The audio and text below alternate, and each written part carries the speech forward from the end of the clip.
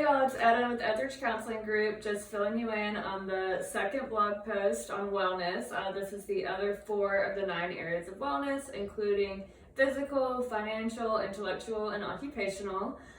So these areas of wellness are a little bit more practical and things you can kind of hold on to, but they really influence the other areas of wellness, if that makes sense.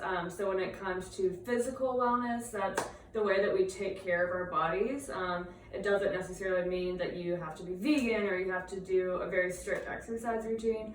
It just means that you're appreciating your body, you're moving your body, you're finding ways to feed it and treat it with love so that it's stronger and healthier and supports your mind and your spirit. Our physical wellness has a lot to do with our brain chemistry and the endorphins and levels of serotonin that affect our mental health and make us feel well and strong and positive.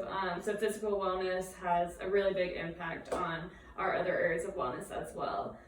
Financial wellness really lays the groundwork for other areas of wellness if we're constantly struggling to make ends meet or we are working overtime. All of these things just drain every other area of wellness in our lives. And sometimes these things are really unfair and feel really fixed. And so it's really difficult when we're stuck with a very drained financial wellness to reach into our other areas of wellness and to pour into those cups. But making budgeting decisions and things like that, keeping up with your taxes and monitoring your finances month by month can really help. We've got 2, I think, apps to recommend. They're called Every Dollar and YNAB. Is that right? Yeah. So those are 2 good apps that you can use to help you kind of start getting your finances monitored and so you can pour into your other areas of wellness as well. Which another good point on that is wellness doesn't have to be going to a very fancy spa. It can just be getting outside and getting some fresh air and some vitamin D. So kind of reworking your ideas of self-care and wellness can also help with your financial wellness. So occupational wellness is related to your career or the tasks that you're completing in the day that help give you purpose. It's where a lot of our energy is going to. So again, just like financial wellness, if we're pouring so much energy into our career or we're not getting anything out of our career, our occupational wellness is either way too full, taking up way too much of our other areas, or it's just completely depleted. We're maybe pouring too much in or we're not getting anything out. So if you're one of those lucky people that loves your job, I'm so happy for you. But if you're not,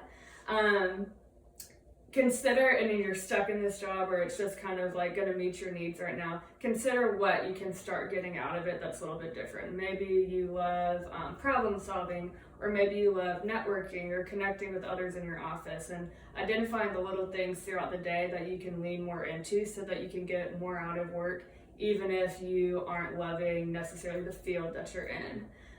You can also go to ONET. It's a great place to kind of just explore your strengths as a professional and what your strengths and interests are to help you kind of find in those details.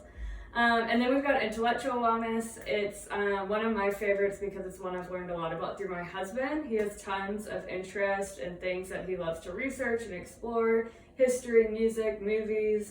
He's constantly opening up my mind to learning about new things. And so intellectual wellness is something you can feed by reading books, by exploring your interests. Maybe it's makeup, maybe it's nature, maybe it's politics, but just exploring all of the things that you're interested in. It helps you connect more with other people, and it just opens up your mind to the world around you, and it can challenge your mind without it being stress or work related. No due dates, doing a puzzle or a game just for the fun of challenging your own mind, but not for anyone else's expectations.